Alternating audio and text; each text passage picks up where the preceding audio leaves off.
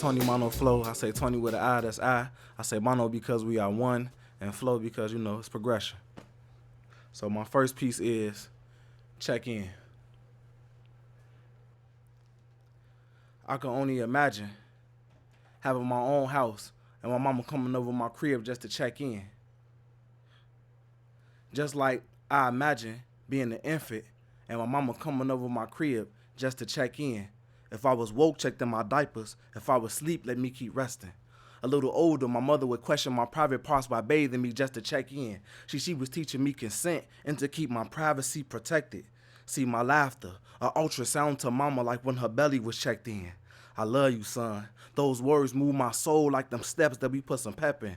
Mama took us over both grandparents' house to check in. We would change Granny bed sheets, would even change her bedpan. Granny hugged me with the right arm, slid a few dollars with the left hand. Then Mama took us to see Granddad. She was teaching us the method. Way before the locks, but I had an Eddie like Tekken. Kicking it at the playground and my big sister was my weapon. Anybody step to me, big sister would check them, then check back in with Mama just to let her know she reppin'.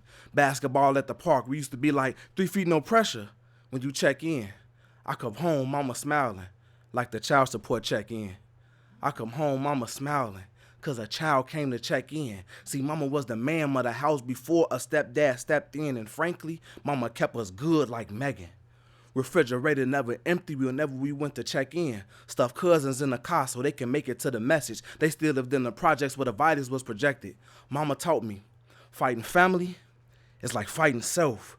So don't be disrespect kin, unless kin disrespect kin, cause then we gotta check kin. Like cousins flirting at friendly reunions, deliberately incessant. Ma, how's they related to us? Oh, okay, just checking. See, my mama always checked in to make sure that my bank account said checks in. Now I get paid to spit literature. Ironically, cause that's the first class that I got F's in. Away at college, Mama calling like you could have called us to check in. My excuses, useless, getting used to being a freshman. Back home from school, out all night, Mama at home stressing. Even gave me her car so I wouldn't be out here reckless. Ironic. She told me, you're gonna meet new friends in life, but I'ma always be your best friend.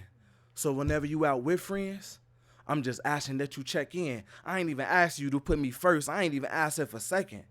But to check the caller ID and see your number pop up is a blessing.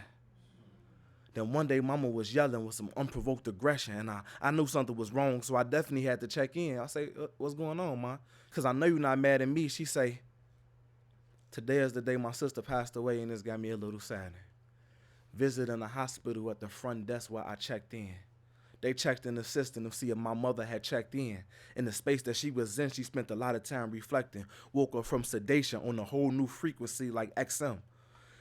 I remember she was still in pain, however they made the bed bend. God had my long-lost sister that when I couldn't be because the universe has the best plan. I checked in frequently. They even kind of made me a legend. But still one day, my mother became one with her essence. And eventually I started to feel distant. It pushed me into a bit of a depression. But then one day I felt a word from her presence saying, don't let this perceived distance ever deceive your perception. I say, don't let this perceived distance ever deceive your perception. No matter how far I seem, we still have that connection. Son, not through the physical, but through the spiritual, it's reflected. So if you ever feel alone, just know I will always be home. Just check in. Thank you.